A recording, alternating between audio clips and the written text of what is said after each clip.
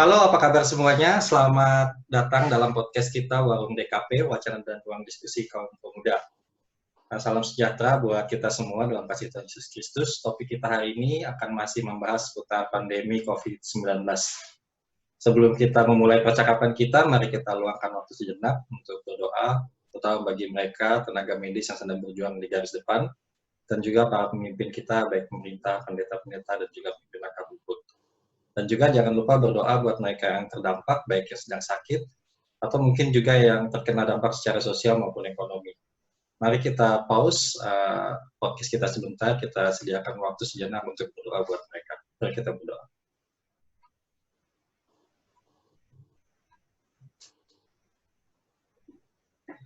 Amin. Oke, hari ini kita kedatangan seorang preacher ganteng, Kak Yudi. Yeah. Halo teman-teman. Ya, beliau ini adalah pendeta termuda di GPBB, tapi juga yang paling galak, ya nggak? Ya, saya bercanda, jelas sekali sebenarnya dari senyumnya saja kelihatan dia bukan yang galak, lembut sekali orangnya. Ya, Kak Yudi hari ini akan sharing nggak ya soal pandemi COVID-19, terutama soal dampaknya, dan juga mungkin akan sedikit membahas tentang waktu, bagaimana kita memakai waktu. Ya, betul. Jadi ya tanpa panjang lebar lagi, mungkin Kak Yudi saya serahkan waktu dan tempat. Oke, ya. Ya, selamat malam teman-teman. Senang sekali nih bisa ketemu ya bersama-sama lewat online ini, lewat podcast ini.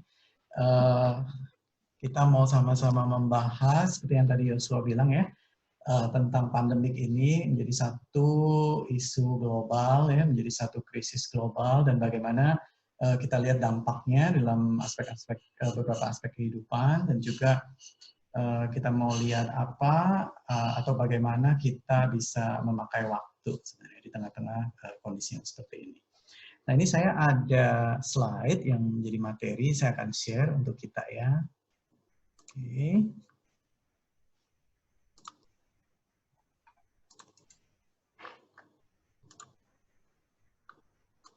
Oke, saya besarkan lebih dulu. Ya, teman-teman bisa lihat ya semuanya ya. Oke, baik teman-teman. Nah, jadi yang saya mau bagikan pada malam hari ini adalah tentang krisis pandemi COVID, impact-impactnya dan juga anugerah yang bisa kita lihat di baliknya. Jadi sebenarnya walaupun tadi Yosua mengatakan saya adalah narasumber, tapi saya sendiri sebenarnya tidak mengklaim bahwa saya ini ahli gitu ya dalam hal ini, tidak. Tapi kita sama-sama mau belajar untuk melihat ya bagaimana kita menyikapi hal ini, ataupun apa yang kira-kira Tuhan mau singkapkan melalui berbagai keterbatasan yang kita alami ya. Baik teman-teman, mari kita lihat apa saja dampaknya ya yang bisa kita lihat secara sekilas di sini. Teman-teman, yang pertama dampaknya tentu adalah dampak ekonomi ya.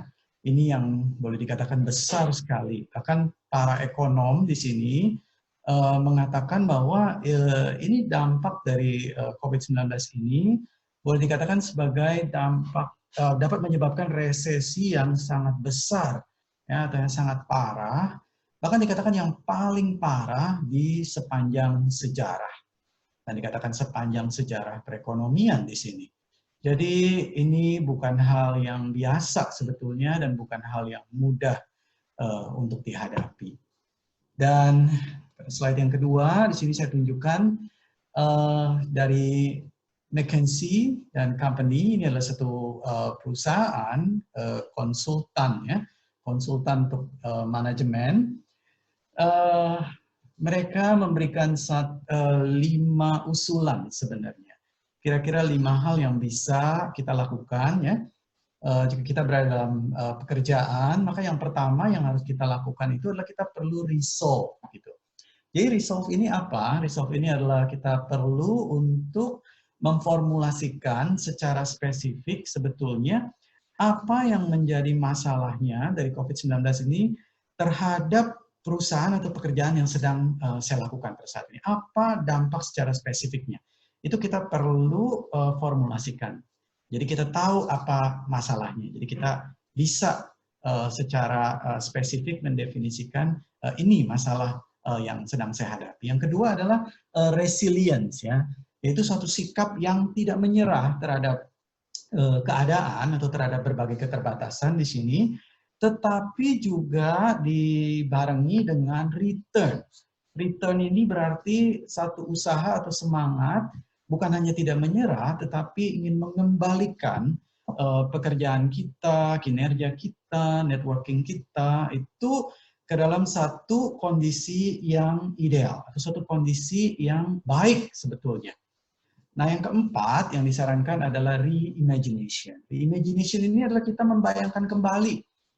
Jadi di tengah-tengah situasi yang seperti ini, kita ingin perusahaan kita atau pekerjaan kita itu seperti apa.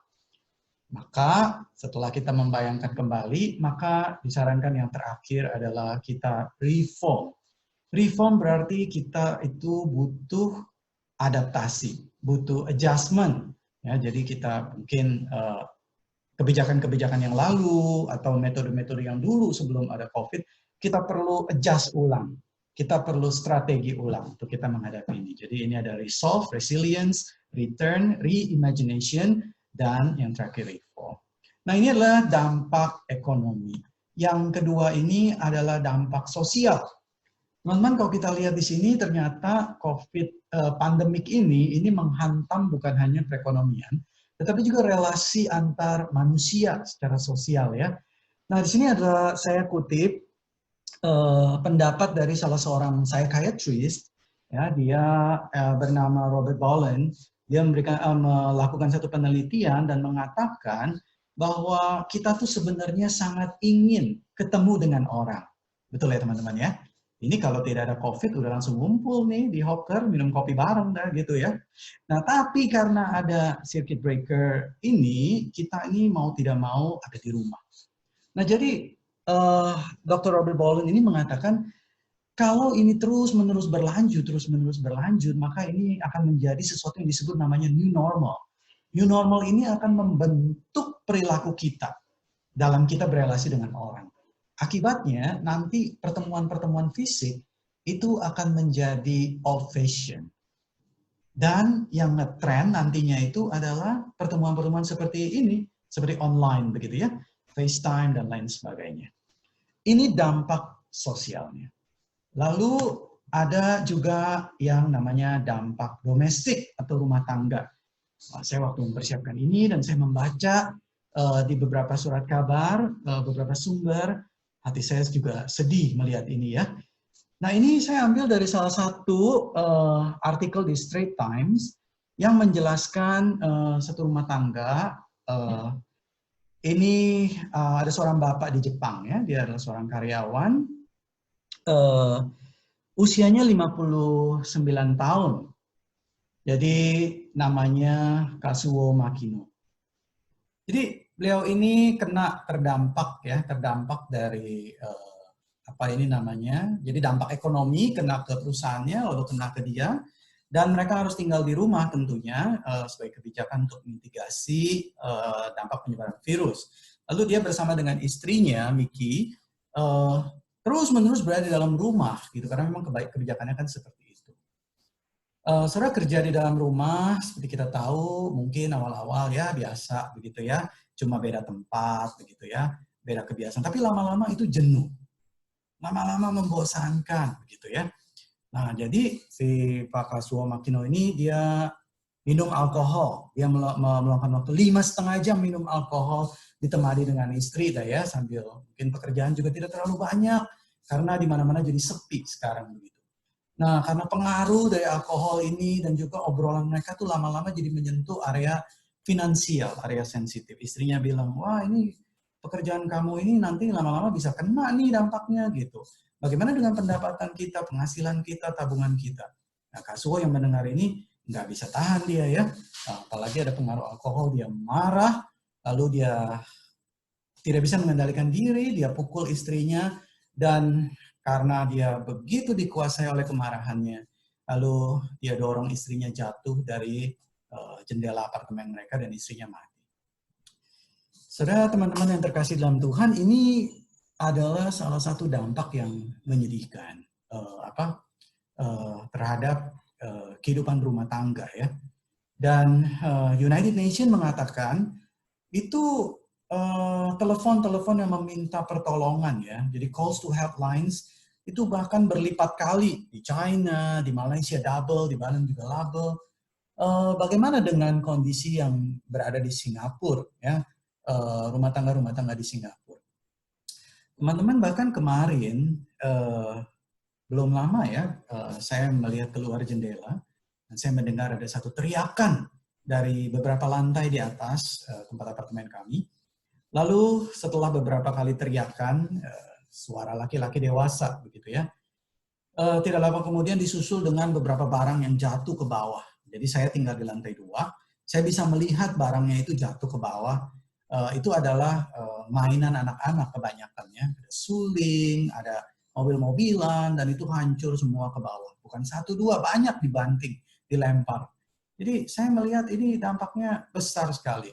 Kemungkinan besar ini adalah masalah disiplin terhadap anak. Sementara sang suami atau papa itu harus bekerja, fokus kepada pekerjaannya, apalagi dengan stres sekarang. Tetapi anak itu karena papa ada di rumah, ya berusaha untuk terus-menerus mencari perhatian. Dan mungkin istri juga ada kesibukan yang lain. Gitu.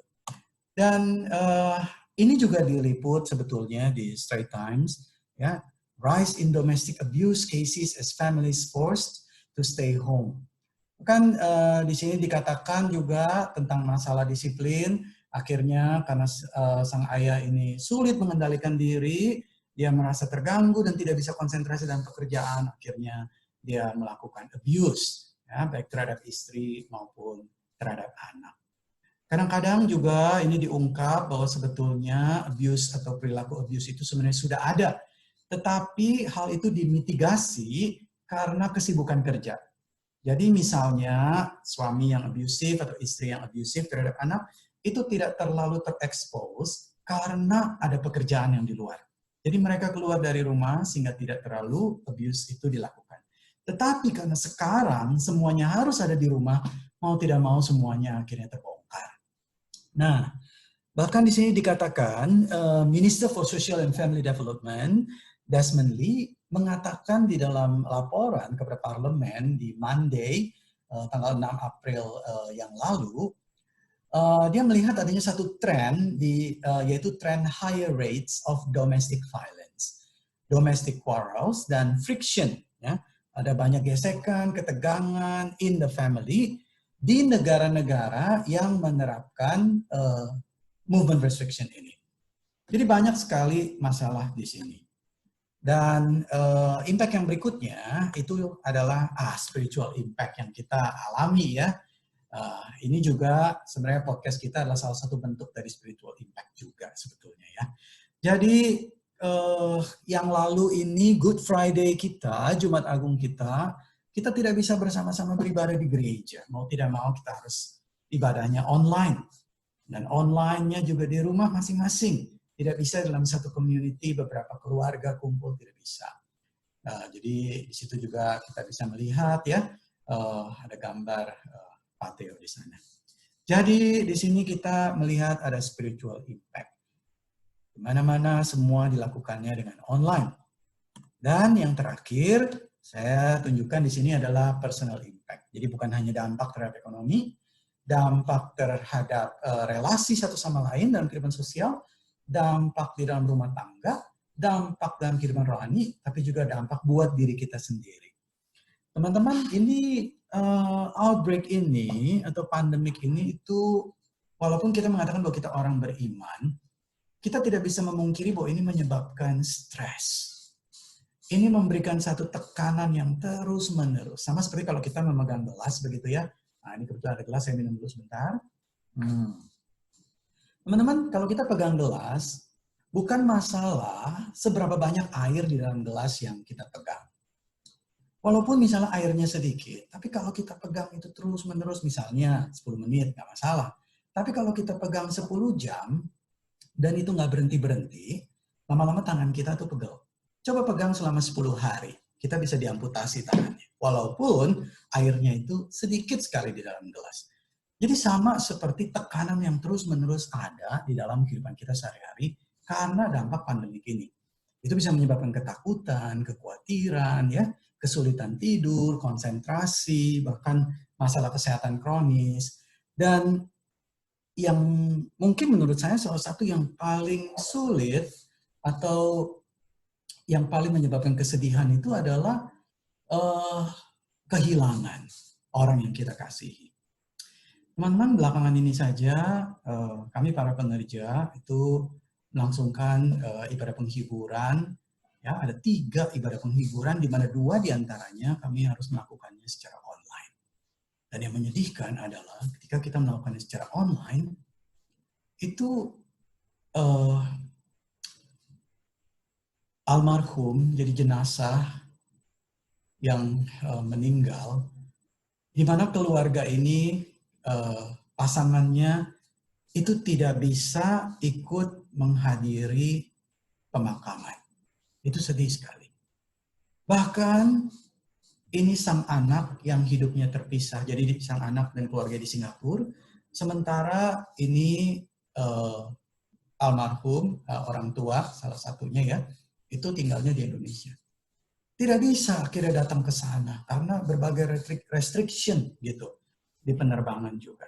Jadi akhirnya di Zoom itu mereka menangis, bukan hanya karena ditinggal mati begitu ya oleh orang yang dikasihi, tetapi juga bahkan tidak bisa melihat wajah orang yang mereka kasih untuk yang terakhir kalinya, tidak bisa melihat jasadnya di peti mati. Itu menyedihkan sekali. Teman-teman, nah dalam kondisi yang seperti ini memberikan satu dampak yang besar sekali. Nah, jadi ini adalah dampak-dampak dari COVID atau pandemik ini ya terhadap aspek-aspek kehidupan kita. Nah, teman-teman, saya akan stop dulu sampai sini, kita pause dulu sebentar untuk kita berinteraksi. Silakan Yosua. Ya, thank you Kak Yudi. Wow, ini slide terakhirnya ya benar-benar membuka mata ya kalau manusia itu emang sebenarnya makhluk sosial, dan betul, ketika kita dikungkung begini itu apalagi buat mereka yang kehilangan orang terdekat ya, sangat-sangat betul sekali, besar sekali impact-nya ya. Kita akan mungkin sedikit ngobrol, kasih respons sekali ya dari apa yang sudah Kak Yudi share. Bersama kita hari ini juga ada Andre dan juga Jose. Ya, bisa di-unmute Andre dan Jose. Halo. Halo, ya, halo semua. Andre, halo Jose. Halo Kak Yudi, halo Ko Yosua. Halo Kak Yudi. Ya, halo semua. Halo. Ya. Oke, gimana kalian Jose, Andre?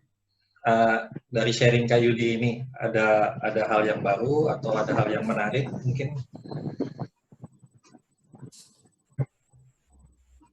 Andre ya, dulu. Kalau aku yang pertama menarik yang di slide awal-awal ya, yang 5R tadi. Dan yang aku paling menarik aku lihat tuh yang bagian reformnya itu. Ternyata di tengah wabah seperti ini masih ada dampak positif yang mungkin kita bisa rasakan lah. Seperti untuk reform ya, ini dengan wabah ini kita jadi punya kesempatan gitu ya untuk break dan kembali memikirkan untuk hal-hal baru yang bisa kita kembangkan di kemudian hari. Terus untuk misalnya para pebisnis atau pengusaha mungkin ya sekarang waktunya untuk tutup toko dulu, tapi mereka bisa kembali lagi return dan kembali memikirkan peluang bisnis yang baru. Untuk pemerintah mungkin bisa memikirkan kebijakan-kebijakan yang mungkin kedepannya lebih mensejahterakan rakyat, seperti di Indonesia kan ini ada heboh kasus mudik-mudik itu ya. Kan itu kenapa mudik itu banyak terjadi karena mungkin kurangnya pemerataan daerah. Nah, mungkin pemerintah bisa memikirkan konsep-konsep seperti itu. Jadi menarik sih aku bilang ini wabah ini bisa memberikan kesempatan banyak waktu untuk kita semakin menjadi pribadi yang lebih baik. Gitu. Oh, bagus banget tuh poinnya. Iya benar juga. Kalau dipikir emang mudik itu karena tidak ada pemerataan ya. Iya, salah satunya ya. Iya. Bagus. Oke, kalau Jose gimana, Jos? Kalau saya buat yang paling ngena sih sebenarnya yang ini, yang tadi Ko Yudi ada perumpamaan mengenai yang gelas, meskipun airnya sedikit, Tapi kalau dipegang 1 jam mungkin masih nggak apa-apa. 1 hari pegel. Nah, terus lama-kelamaan akan menjadi semakin tambah parah gitu. Nah, kayak pertama-tama kalau buat gue sendiri kayak karena gue orangnya introvert, jadi kalau nggak ketemu orang dan lebih misalnya istirahat di rumah aja gitu. Nah, itu lebih nge-recharge energi gue. Nah, jadi pertama-tama disuruh work from home, wah kayaknya seneng gitu ya. Kayak apa, oh akhirnya bisa kerja di rumah, ya kan. Lebih hemat juga. Maksudnya jadi nggak usah makan-makan di luar, nggak usah ada extra spending yang nggak perlu gitu. Nah, at the same time gue bisa lebih recharge, lebih bisa belajar hal yang baru mungkin, atau baca buku atau apa. Nah, tapi lama-kelamaan ini udah 2 minggu lebih. Nah, itu semakin terasa gitu. Oh, bosen juga lama-lama, ya kan. Terus mungkin ada stres sedikitnya gitu, maksudnya sedikit demi sedikit ada timbul stres dan makin lama mungkin nggak tahu sampai levelnya bagaimana, tapi ya itu tadi yang ngena banget kayak oh ya bener juga kayak pertama-tama mungkin oke, tapi lama-lama ini kalau terus seperti ini ya nggak ketahuan batasku itu ya di mana itu. Nah itu dia makanya. Nah apakah ntar gue bakal kena mungkin apa mental health atau gimana? Nah itu. Tahu ke snap aja gitu ya. Pas langsung dibuka rumah langsung spending dia, belanja nah, iya. beli makanan. Itu yang bahaya itu.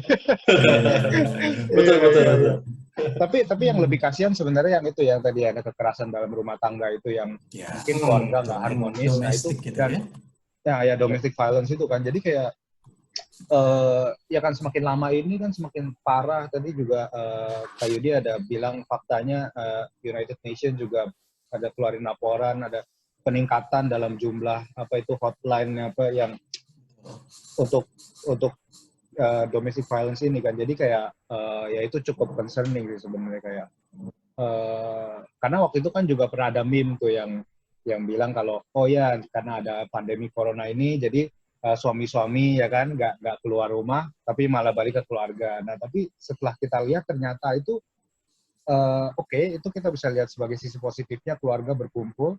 Tapi bagaimana dengan keluarga-keluarga yang ada domestic violence seperti ini? Yang nggak harmonis itu gitu ya? Yang nggak harmonis ya. Jadi negatif impactnya semakin bertambah. Jadi ya cukup concerning sih sebenarnya. Iya. Ini juga kalau buat saya sendiri kan emang karena sudah menikah ya, itu kan sebenarnya sangat bisa related gitu dengan kasus ini. Ketika orang punya masalah terus digabung gitu ya dalam satu tempat lama gitu kan. Ini kadang-kadang kalau saya mikir tuh surga itu saya kadang-kadang mikir kayak gitu juga ya. Kayak anggaplah kalau gue gitu ya, gue nggak cinta Yesus, nggak cinta Tuhan, terus ditaruh di surga, pusing gue pasti.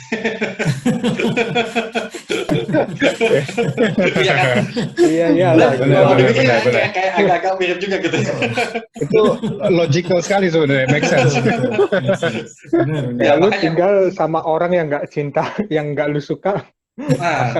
Nggak bisa kemana-mana gitu ya. Betul. Orang-orang yang cinta Tuhan aja yang masuk surga gitu. Betul kan? Iya.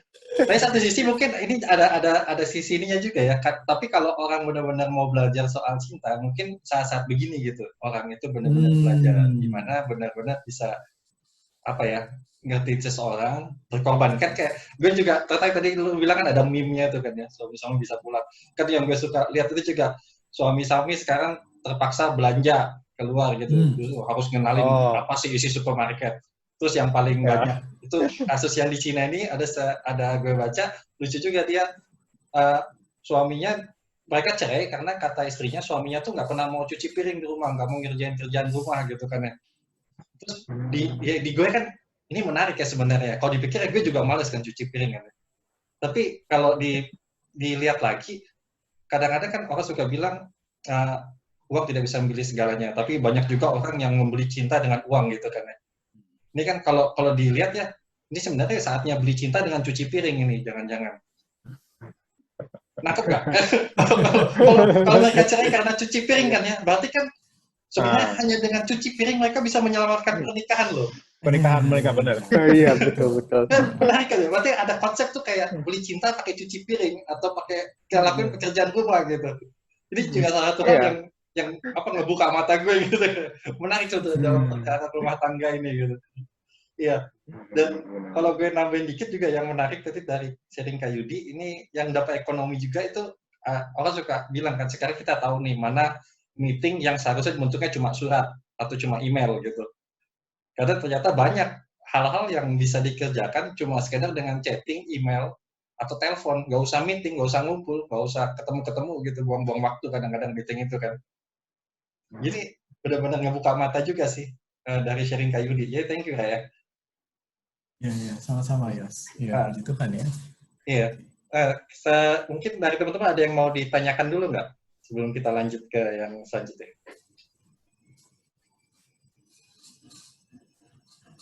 Andrea atau Belum Jose? ada sih. Belum ada ya? Belum sih. Belum kepikiran ini. Belum. Oke. Sip. Ya, kalau gitu ya kayak itu mungkin bisa lanjut nih. Oke. Dengan nutup. Iya. Oke. Iya teman-teman, thank you tadi ya untuk tanggapannya. Baik sekali dan memberikan insight-insight juga ya untuk kita ya. Teman-teman, kita masuk ke bagian yang kedua. Nah, saya waktu mempersiapkan ini, saya ingat dengan satu ayat dari Pengkhotbah pasal 3 ayat 1 ya. Nah, ini dalam bahasa Inggris, di sini saya tunjukkan di slide.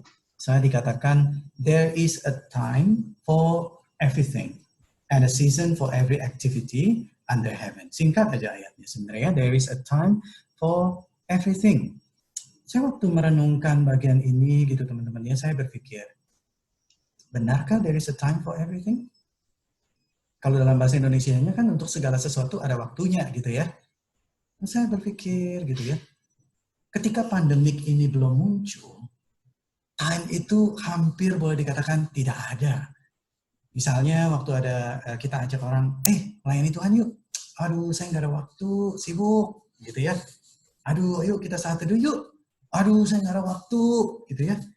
Padahal Tuhan katakan, there is a time for everything. And a season for every activity under heaven.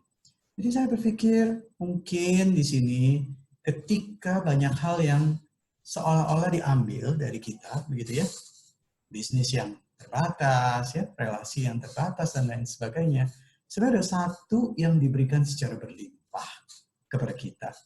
Yang Tuhan berikan yaitu adalah waktu sebetulnya. Waktu yang Tuhan berikan.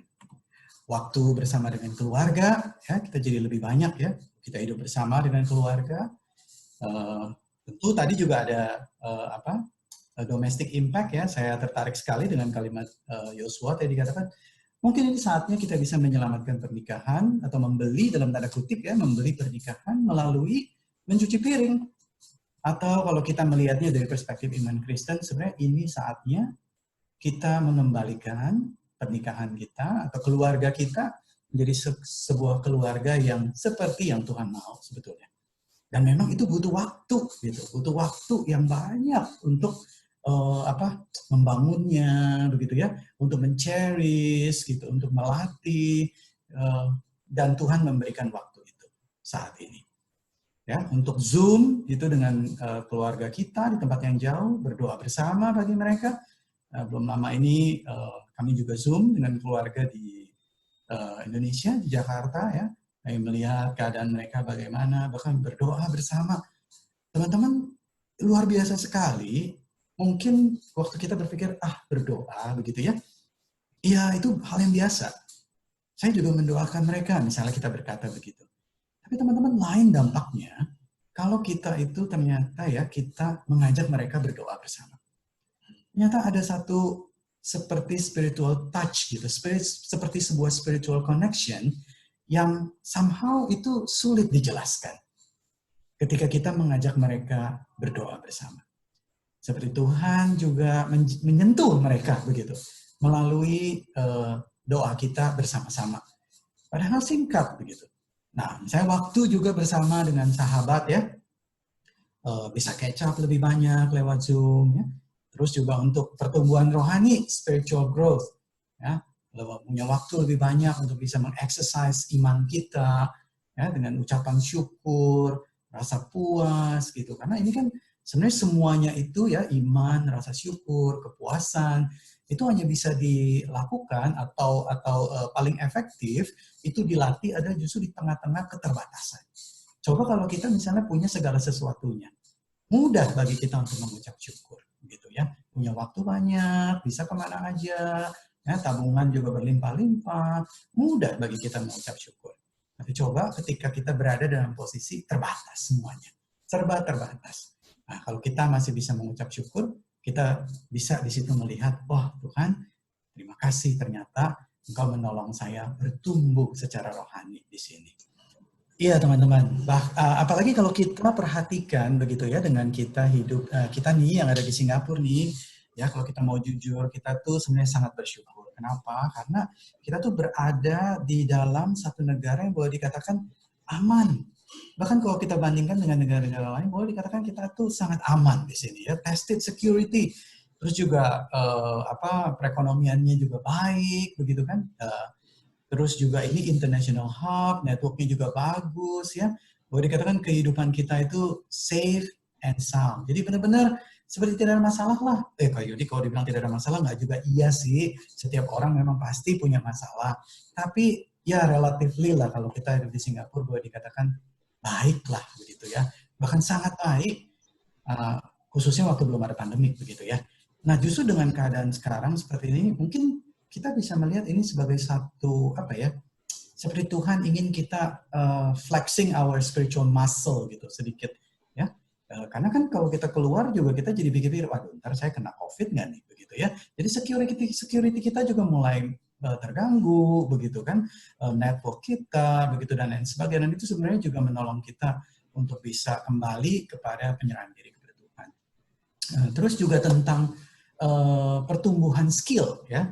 Waktu untuk kita bisa akhirnya beradaptasi seperti tadi ya yang Andre juga katakan, ternyata pandemik ini tidak selama-lamanya semuanya itu negatif gitu, tetapi juga memberikan ruang untuk reform begitu ya. Yosua juga tadi sebutkan, ternyata kalau saya lihat-lihat ada bagian-bagian yang sebenarnya nggak semuanya harus meeting dalam arti physical meeting. Ada hal-hal yang bisa diselesaikan gitu hanya lewat email dan lain sebagainya. Teman-teman, ini sebenarnya kondisi-kondisi seperti ini menolong kita untuk melatih skill-skill baru begitu. Bukan hanya skill-skill dalam arti kemampuan manajemen dan lain sebagainya, tapi juga soft skill yang lain gitu. Misalnya penguasaan di dalam teknologi-teknologi yang selama ini mungkin kita jarang pakai, bahkan seperti yang sekarang sedang kita lakukan, podcast begitu. Karena mau tidak mau kita juga mau menjangkau gitu ya, kita mau men-sharingkan kebenaran-kebenaran firman Tuhan, berkat-berkat kepada teman-teman yang lain, tetapi kita tidak bisa ketemu, maka kita juga merambah kepada enterprise yang bersifat online ini. Dan ini adalah hal yang baru yang Tuhan berikan kepada kita. Dan bahkan time yang bisa diluangkan bersama dengan Tuhan di sini. Membaca kitab, ya, berdoa lebih banyak. Jadi sebenarnya kalau dilihat ini sebenarnya season of crisis, ya betul juga, tetapi juga di sisi yang lain sebenarnya ada blessing in disguise. Dimana Tuhan memberikan ini menjadi satu season of grace juga sebetulnya ya. Dan teman-teman, waktu di sini juga waktu untuk apa saja. Saya melihat sini ada beberapa hal yang bisa kita lakukan. Time to reconnect. Yang pertama, reconnect dengan family. Kalau kita mungkin jarang menghubungi mereka, reconnect dengan friends. Ya, saya lihat di sosial media banyak sekali teman-teman yang reconnect dengan teman-teman sekolah mereka tahun 80-an, tahun 70-an. Padahal yang sehari-hari kayak udah lupa lah begitu ya, seperti apa. Tetapi tiba-tiba rindu sekali untuk bertemu, rindu sekali untuk face to face ya, sharing dan lain sebagainya.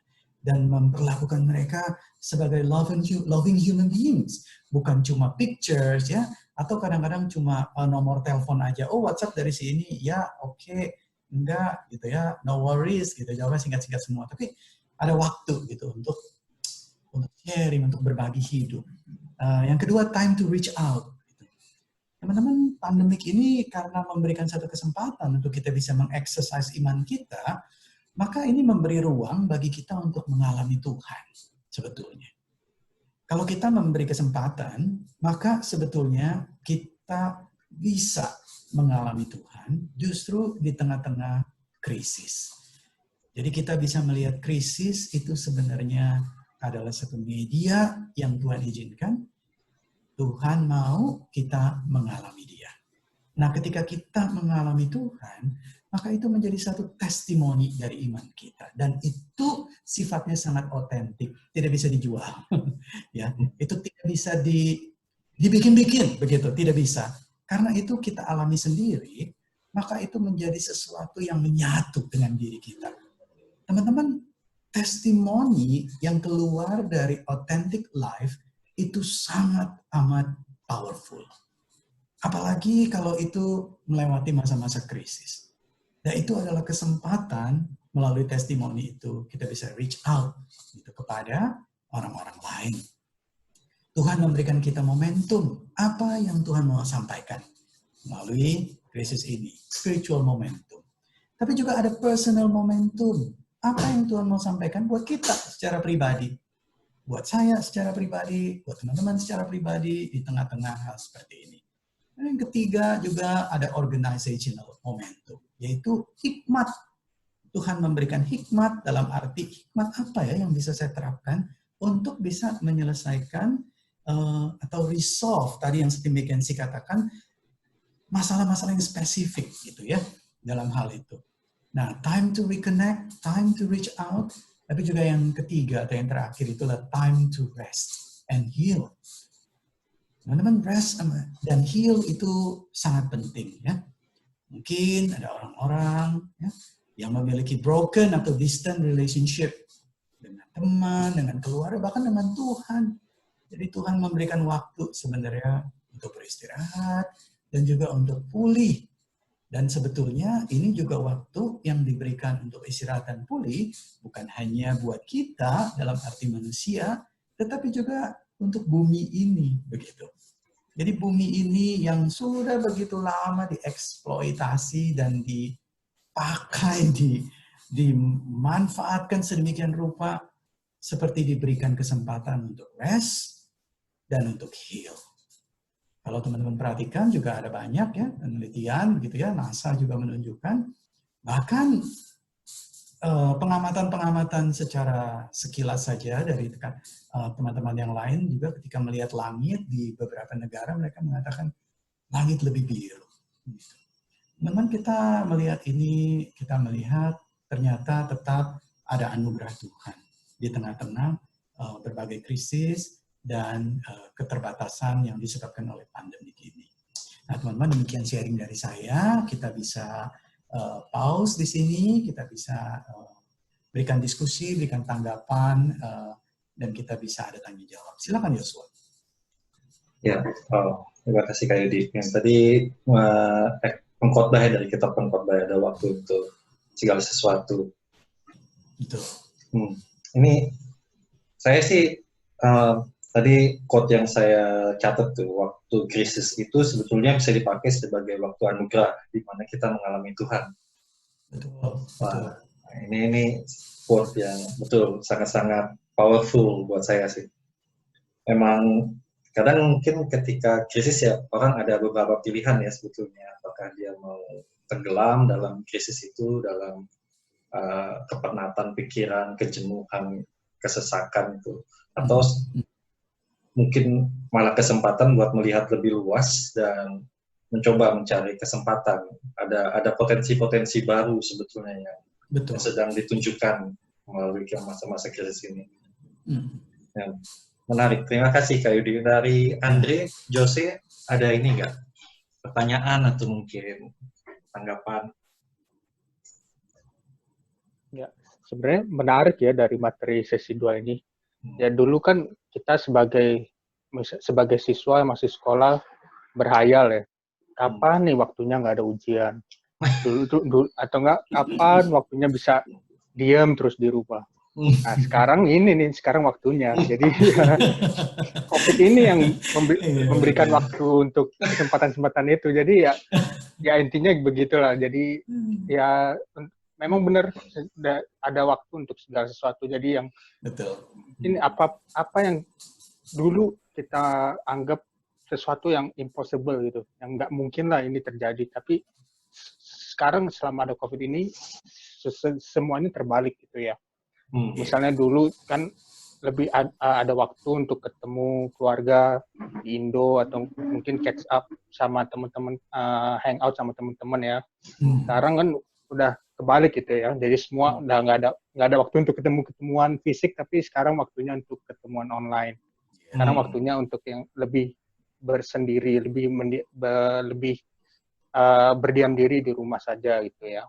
Jadi ya benar sih, menarik sekali ini kalau jadi kita punya waktu untuk lebih diam, lebih dekat dengan Tuhan, lebih banyak waktu untuk refleksi diri, dan pastinya juga ada waktu juga untuk semakin bersyukur pada Tuhan atas berkat-berkat yang mungkin yang dulu sudah banyak sebenarnya diberikan Tuhan, cuman kita tidak menyadari karena mungkin nggak ada gejala ini ya. Jadi buat kamu sendiri sekarang itu kayak mimpi jadi kenyataan gitu ya, karena iya. Tinggal di rumah. Saya nggak bermimpi untuk nggak bekerja gitu ya, enggak. Saya cuman waktu itu sempat baca aja joke kayak gitu lah. Ya menarik juga sih, ada poinnya di situ. Itu menarik ya. Kalau dulu waktu kita benar-benar harus kemana-mana gitu, padahal kita nggak pengen tapi ya terpaksa gitu ya keluar ya kayak. Istri saya kan juga sebenarnya orangnya agak introvert, bukan agak sih, emang introvert sekali. Jadi ini kesempatan kayak gini tuh sebenarnya dia cherish juga, mungkin mirip kayak lu ya, saat dimana wah enak nih nggak usah terpaksa keluar gitu. Dan ternyata banyak koneksi yang tetap bisa dibuat gitu ketika nggak harus keluar juga bisa gitu ternyata bikin koneksi to people gitu, connection to people. Ya menarik. Oke, Jose nggak ada Jos? Ya, ya menarik sih sharing dari Kak Yudi, thank you Kak, jadi really insightful gitu. Jadi tadi Kak Yudi ada ngomong tentang masalah waktu kan, ya masalah waktu, iya benar sih, kayak berasa banget kayak misalnya sebelum pandemi ini kayak waktu itu terasanya sangat sedikit sekali, jadi kayak pagi bangun kerja, habis itu pulang, gua nge-gym, habis itu pulang, nah itu udah jam 9, jam 10 gitu udah kayak waktu udah habis gitu, kayak bentar lagi itu istirahat. Nah tapi kayak sekarang jauh lebih banyak waktu karena kayak nggak ada waktu transport ya kan, terus kayak pokoknya jauh lebih banyak waktu gitu lah since kita semua stay at home. Nah terus kayak buat gue sendiri kayak gue diingetin lagi pas saat ini kalau oke, kayak gue pribadi kayak gue saat teduh biasanya gue di MRT saat teduhnya kayak cuma baca Our Daily Bread di HP. Itu dalam perjalanan pergi. Oke. Iya. Ini itu rahasia umum nih buat Singapura kali ini. Karena saking sibuk ya tadi kan nggak ada waktu. Betul. Aduh. Daripada enggak ya gitu. Betul. Enggak gitu.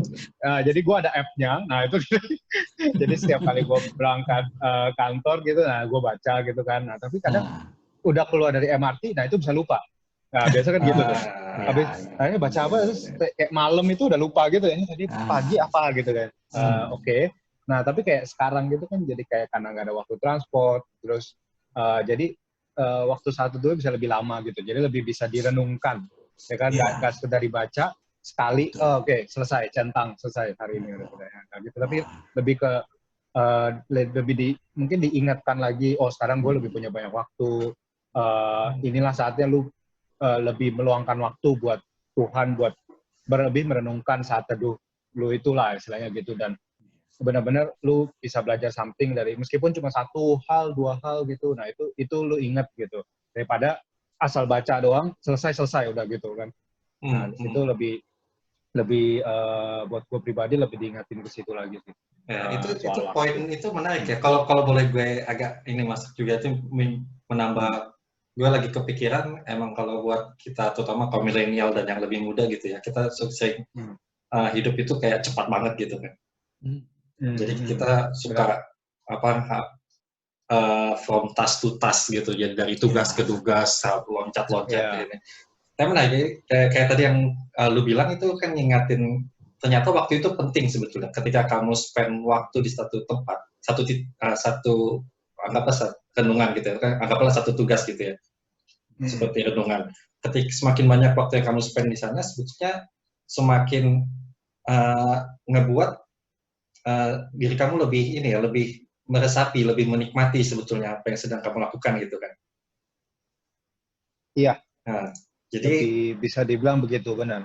jadi Dan kayak kan jadi nggak terburu-buru gitu ya. Apa gimana ya, kesannya kalau biasa gitu ya di MRT gitu kan kayak baca terburu-buru selesai gitu. Nah, tapi kalau lebih punya banyak waktu, lebih bisa istilahnya invest banyak waktu di sana atau allocate banyak waktu di sana. Nah, itu ya benar jadi lebih menikmati gitu. Nah, ya, mungkin ya kalau orang suka bilang kayak waktu yang disisihkan sama yang disisakan gitu ya. Mungkin kita cuma sebelumnya pakai itu sebagai kebetulan ada waktu kosong kita pakai buat renungan. Kalau sekarang lebih ada waktu untuk renungan. Jadi bukan pakai waktu kosong ya, tapi emang mau renungan di waktu ini gitu. Iya, benar. Itu ya kebuka apa ya? Buka mata gue juga mungkin seringkali kayak kita kan juga start sobat sahabat gitu kan ya, kita ngerasa banget gitu kan ketika sobat sahabat itu kayak disuruh diam sejam itu lama banget gitu. banyak teman-teman yang kayak 15 menit aja udah bosen mau do something else gitu kan. Benar. Tapi ya ini menarik sih ketika dia kayak kesempatan ngelatih diri juga gitu mungkin ya, untuk diam itu sebetulnya berharga gitu. Ini menarik ya, kalau gue lihat kayak sebenarnya apa sih yang mata uang kalau boleh bilang resource gitu, currency yang kita punya sebagai manusia, sebenarnya waktu kan ya. Iya. Dan itu nggak bisa dibeli. Dan nggak bisa balik. Betul. Kita selalu spending waktu sebetulnya. Iya. Nah, dan kalau waktu ini bisa kita spend buat sesuatu yang sebenarnya berharga banget buat kita gitu ya, why not sebetulnya kan ya. Nah, jadi ini ngingatin gue itu lagi sih. Benernya iya sih kalau dipikir, kalau kita bikin prioritas gitu ya, apa sebenarnya yang paling berharga dalam hidup kita, mungkin ini saatnya nih kita taruh currency kita spend currency kita, yaitu waktu itu ke hal-hal yang seharusnya prioritas dalam hidup kita gitu. Jadi lebih buat saya sekarang mungkin lebih berpikir lagi ya bagaimana kita mengalokasi waktu kita, ya mana yang lebih prioritas, ya benar. Mantap, thank you Jos. Ada lagi Jos?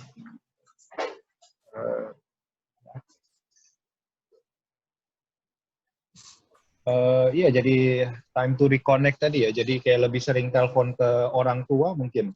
Jadi sebelum kayak pandemi ini mungkin teleponnya nggak sesering sekarang. Mungkin sekarang karena lebih banyak waktu ya, sama kayak saat itu tadi ya. Jadi kalau lebih banyak waktu, jadi ya ada kosong telepon gitu kan, asal ngobrol-ngobrol aja nggak jelas gitu ya. Asal ngobrol kan enak ya, nggak tahu ya, gue suka sih gitu. Kayak dan lebih apa ya, berasa kalau mungkin setiap kali kita bisa jalan-jalan atau bisa ketemu keluarga itu sebenarnya itu adalah saat-saat yang harus kita syukuri gitu. Karena kalau kayak gini kita nggak tahu ini sampai kapan, dan istilahnya amit-amit ada anggota keluarga kita yang kena dan meninggal, bahkan kita nggak bisa kunjungin dia tadi ya, sama yang kayak dikasih tahu sama Kak Yudi juga. Bahkan kita nggak bisa melihat fisiknya atau muka dengan muka, bahkan sampai dia di dalam kubur gitu istilahnya.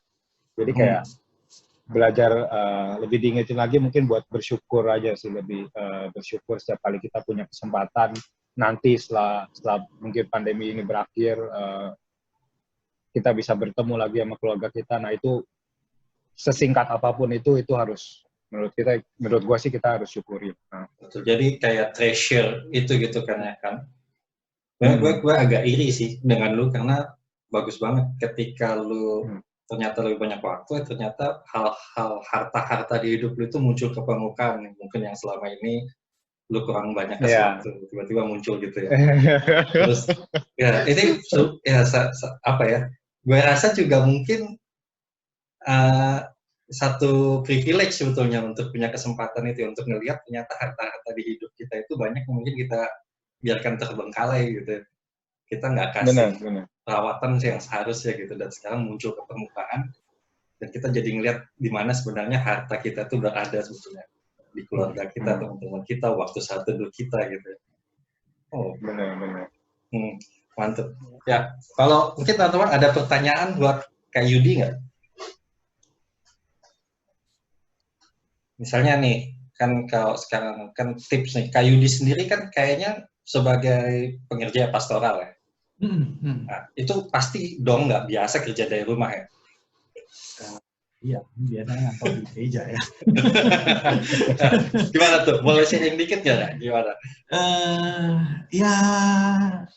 Ya jadi mesti adaptasi juga sih ya, begitu. Membiasakan hal yang baru, begitu kan. Karena biasanya tuh kalau pagi udah mesti siap-siap juga kan ya, datang ke gereja, gitu ya, mengerjakan tugas dari gereja dan lain sebagainya. Sekarang lebih banyak ya, jadi kayak saya taruh ini laptop di meja. Tapi juga akhirnya saya jadi mendapat kesempatan untuk adaptasi jadinya dengan situasi ini gitu. Dan saya melihat seperti apa ya, kayak Tuhan juga membukakan, maksudnya dalam perspektif saya, khususnya dalam pelayanan pastoral ya di gereja gitu, seperti Tuhan membukakan satu dorongan atau satu arah pelayanan, khususnya dalam hal pelayanan yang bersifat online begitu. Karena kita tahu kan sebenarnya kan gereja GBBB juga kan ingin lebih dalam kan ya, masuk ke dalam pelayanan yang digital itu kan, untuk reach out milenial dan seterusnya. Tetapi dengan situasi yang seperti sekarang ini, itu seperti kayak kalau orang mau berenang tuh, kalau dulu masih jarinya aja disentuh-sentuh ke air begitu, kalau sekarang udah dicemplungin begitu. mau nggak mau harus berenang. Mau nggak mau harus berenang begitu, harus bisa. Tapi saya melihat luar biasa begitu, karena ternyata banyak sekali orang bisa dijangkau, banyak sekali orang-orang bahkan yang mungkin tidak bisa datang ke gereja begitu ya dulu ya. Maksudnya waktu tidak ada pandemik, mereka mungkin karena berbeda negara begitu ya, tempatnya berbeda. Tetapi melalui pelayanan online itu, mereka tetap bisa mendapatkan berkat gitu. Melalui sharing kebenaran firman Tuhan begitu. Dan itu saya melihat, wah luar biasa ya dampaknya begitu. Saya melihat itu dampak positifnya sih begitu. Nah, betul. begitu, Ya, kira-kira, banyak juga emang beberapa temen yang kayak kita CG juga, yang sudah pulang ke Indo kan biasanya nggak bisa ikut ya. Tapi karena kita mulai online, jadi bisa join lagi nih, dan di Indo bisa ikutan. Betul, kayak begitu. Benar, kebuka banyak pintu. Menarik sekali, betul. Iya. Oke, buat Andre Jose nih, mungkin gue tanya kalau gitu ya. Kalian nggak ada pertanyaan kan ya? Mau nanya sedikit aja sih Kak. Kan ya tadi singgung pelayanan online. Kira-kira kepikiran nggak nih ya, misalnya setelah pandemi ini berakhir, mau tetap terus lanjutin program pelayanan online-nya atau mau di stop gitu? Kalau menurut aku sih cukup bagus ya, maksudnya pelayanan online ini kayak misalnya tiap minggu ada ada dari pendeta GBBB yang menyapa jemaatnya secara online tuh kayak menurut aku sih sangat bagus ya, kayak untuk memberikan kayak memberikan motivasi atau semangat atau bahan renungan firman Tuhan juga di tengah minggu gitu. Kira-kira ada kepikiran nggak mau untuk melanjutin atau terusin itu walaupun pandemi ini udah berakhir? Iya, Andre, itu ide yang baik sekali sebetulnya. Jadi kami juga para pengerja melihat, karena memang karena kita itu seperti tadi ya, Yosua juga mengatakan, kita itu sebenarnya makhluk relasional gitu. Baik itu kita ekstrovert atau kita introvert, kita sebenarnya ingin berelasi gitu. Jadi memang pelayanan online ini memfasilitasi begitu keterbatasan-keterbatasan yang kalau pengerja itu tidak bisa selalu hadir begitu kan di banyak tempat pada saat bersamaan, tetapi ada sapaan-sapaan ya. Ini yang beberapa minggu lalu Pak Theo kan memberikan sapaan gembala. Nanti besok sapaan pastoral gitu ya pada tengah minggu. Nanti besok saya yang berikan gitu. Nanti setelah itu minggu depannya lagi Pak Jeffrey.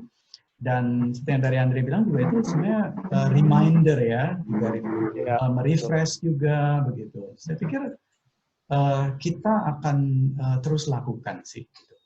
Karena itu dampaknya positif gitu.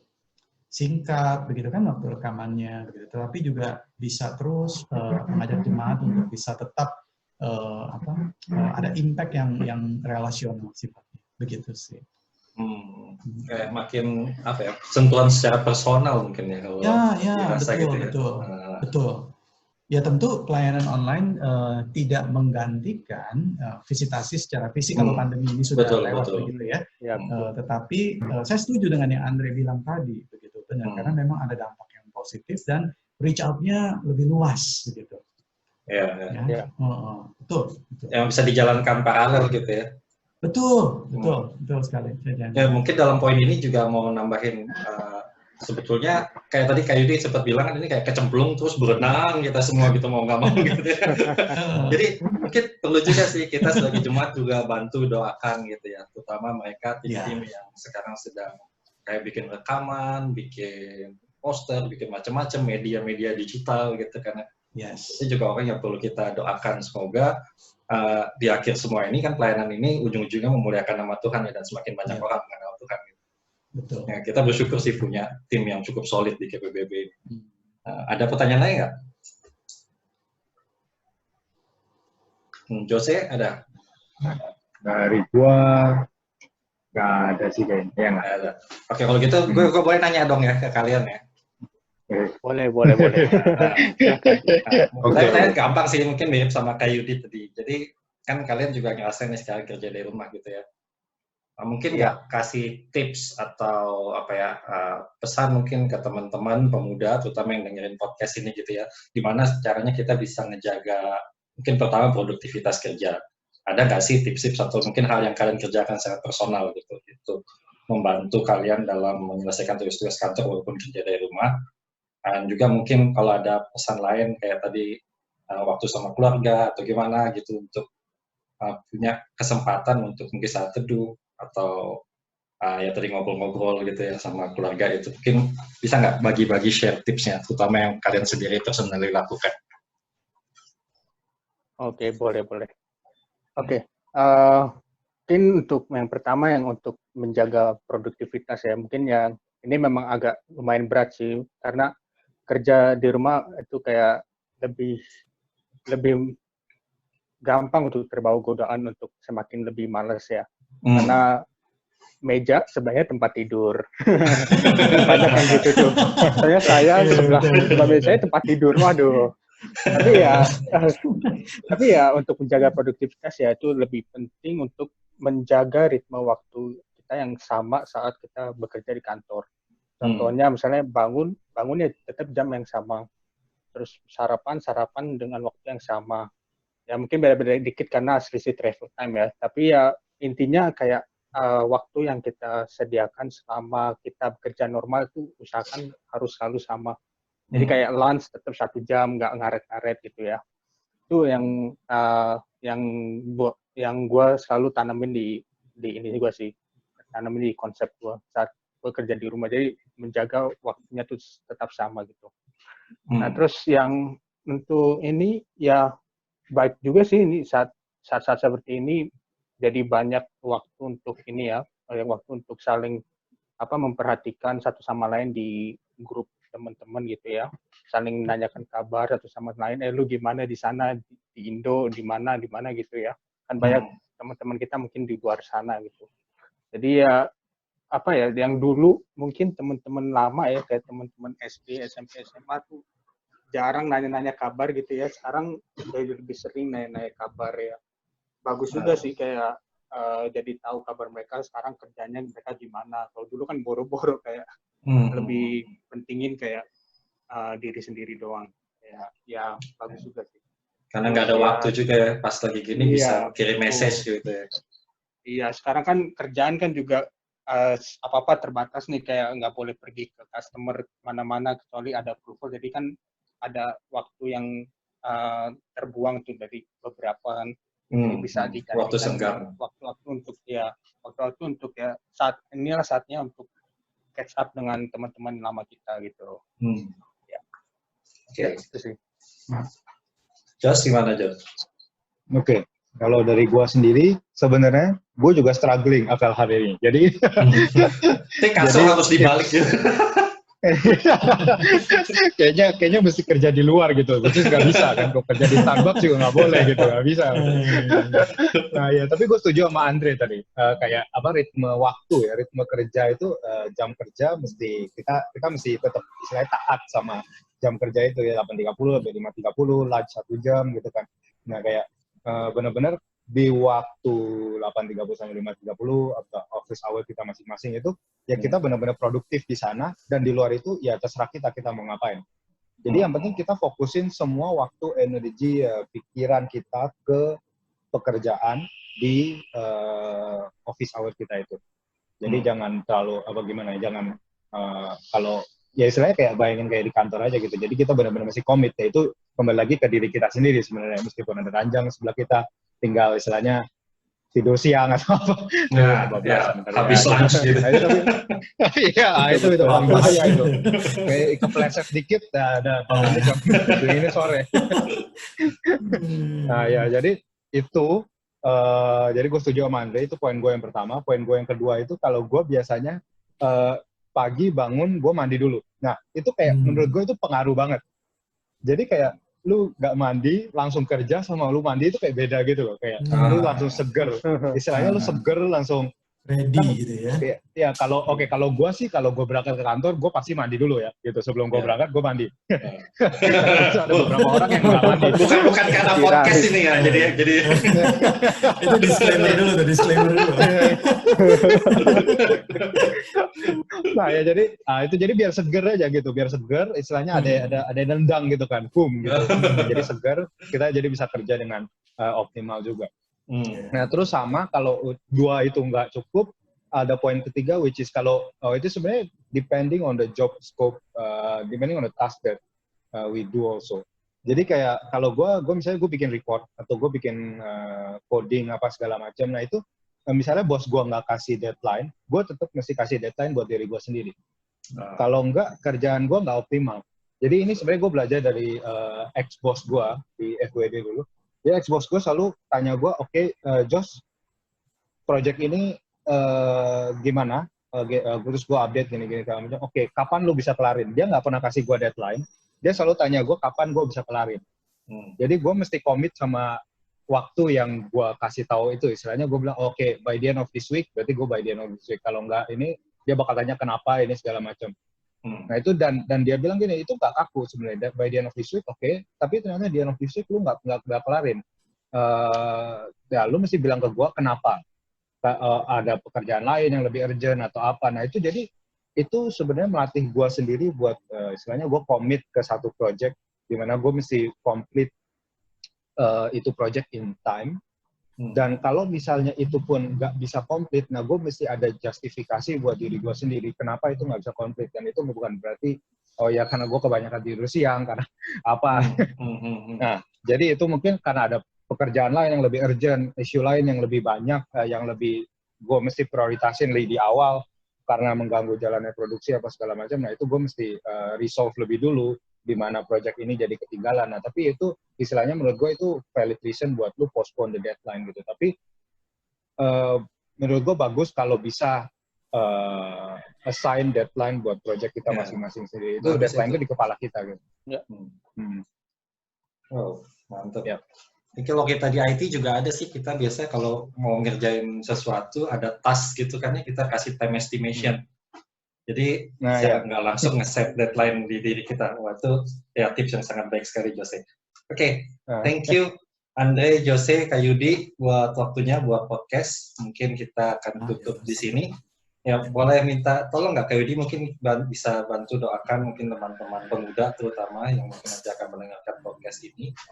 Ya, semoga kita semua juga bisa jadi kesaksian ketika kita juga menerima berkat, mengalami waktu krisis ini, kita juga bisa melihat, menjadikan waktu ini sebagai waktu anugerah dan juga bisa menjadi berkat buat teman-teman kita. Mungkin boleh minta tolong Kak Yudi doakan. Sorry Ko Yosua. Oh ya. Gue mau nambahin something ya. Boleh. Semacam kisahnya promosi, bukan promosi ya, promosi bantuan gitu. Soalnya kan ada mungkin mahasiswa kita yang denger nih ya kan.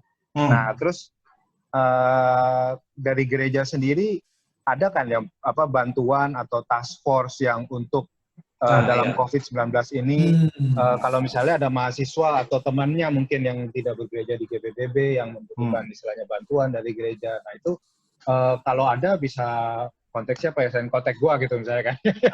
Ya pasti kontak lu ya. Ya pasti kontak gua, ya gua tahu pasti kontak gua.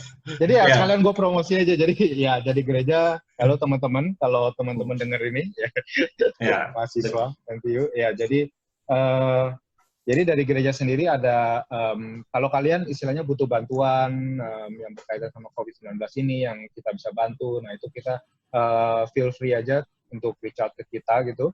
Bisa melalui gua, Andre, Ko Yosua, Kak Yudi, atau siapapun ya orang GPBB yang kalian kenal lah nanti. Ya, Ya, dan juga ke nambahin poinnya Jose, emang kita ngebuka sebenarnya GPBB Peduli itu kita buka channel bisa juga buka website, jadi selain kontak kita juga bisa buka website, buka di GPBB, website GPBB ya, gpbb.org/jendela doa. Jadi kita ada page baru namanya Jendela Doa, di situ ada kontak personnya juga buat mereka yang mungkin butuh sesuatu. Jadi siapa aja boleh kontak. Ini adalah Kosanto ya sebagai majelis pemerhati. Jadi bisa kontak Kosanto, nomornya ada di website itu. Nanti bisa saya tambahkan nanti di podcast ini, di akhir podcast yang dimana kita bisa buka website itu.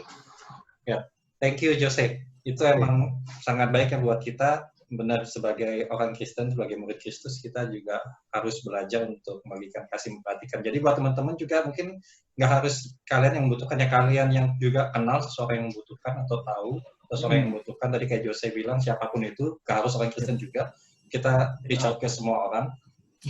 Silakan kontak kami gitu ya. Ya, thank you. Ya, boleh minta tolong kalau. Ya, kita satu dalam doa ya. Bapa dalam surga, kami mengucap syukur untuk waktu kami bisa saling sharing bersama dalam podcast ini dan juga interaksi. Kami melihat pandemi ini bukan suatu hal yang mudah, karena banyak yang terkena dampaknya. Tetapi kami melihat tetap ada anugerah Tuhan yang Tuhan berikan dalam hidup kami. Kami memohon biar Engkau yang boleh memberkati para pemuda, baik teman-teman yang melayani di podcast ini, maupun juga pemuda yang lain secara luas dan mahasiswa. Biarlah kami boleh terus-menerus berjalan bersama Tuhan, sekalipun berada di tengah-tengah krisis ini, dan kami tetap menjadi berkat bagi sesama. Bapak, kami berdoa ya Tuhan, Kau berkati pelayanan ini, sehingga berlipat kali ganda untuk memuliakan nama Tuhan dan menjangkau banyak orang. Terpujilah nama-Mu, dalam nama Tuhan Yesus, Allah yang hidup. Amin. Amin. Ya, demikian akhir podcast kita. Thank you, Yosua. Thank you semua. Tetap semangat semua. Thank you, Yosua, Andre, thank you. Tetap semangat dan tetap sehat. Tuhan memberkati. Tetap sehat. Tuhan memberkati. Sehat, ya. Tuhan memberkati. Amin.